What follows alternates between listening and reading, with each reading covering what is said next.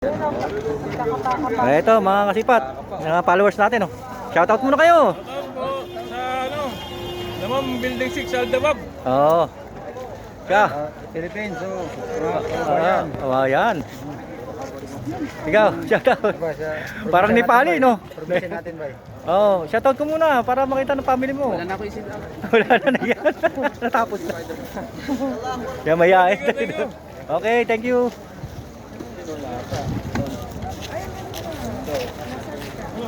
Mukhang hindi pa kayo nakapamili masyado, ah.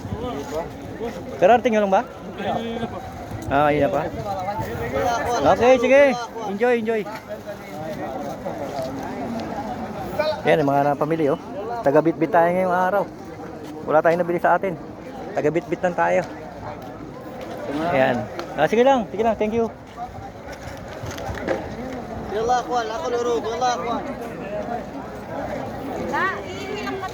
Oh, sige lang. Lagay nyo lang dyan. Iwanan nyo lang. Yan, taga-bantay ako ngayong araw. Yayo ako ng mga inukay nila. Ayan, mga kabayan natin yan. Yan, bira sila makapunta dito sa Harads, kaya nag-enjoy sila.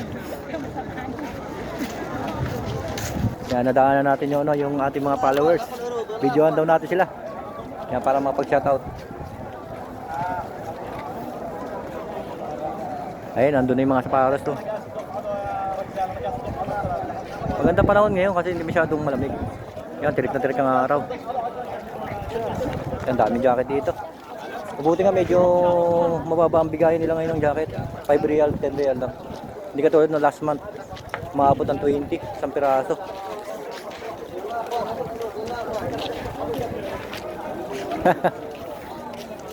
Hintayin mo, doon pupunta tayo sa mga sapatos.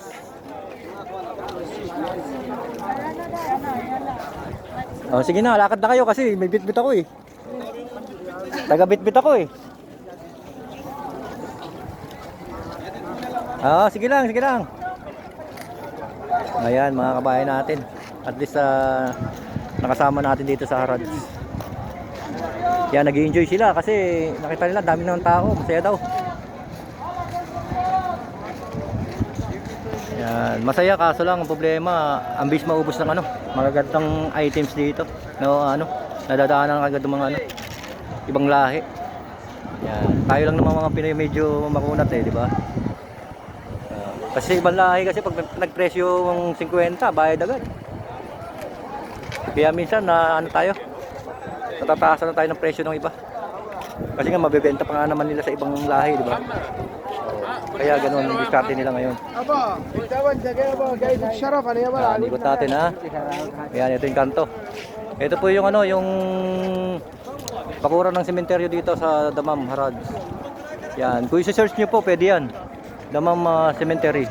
Yan, lalabas yan dito mismo sa mismong Harads.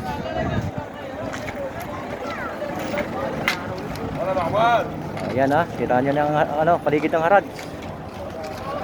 Yan, thank you for watching po mga kasipat. Bye bye. God bless po.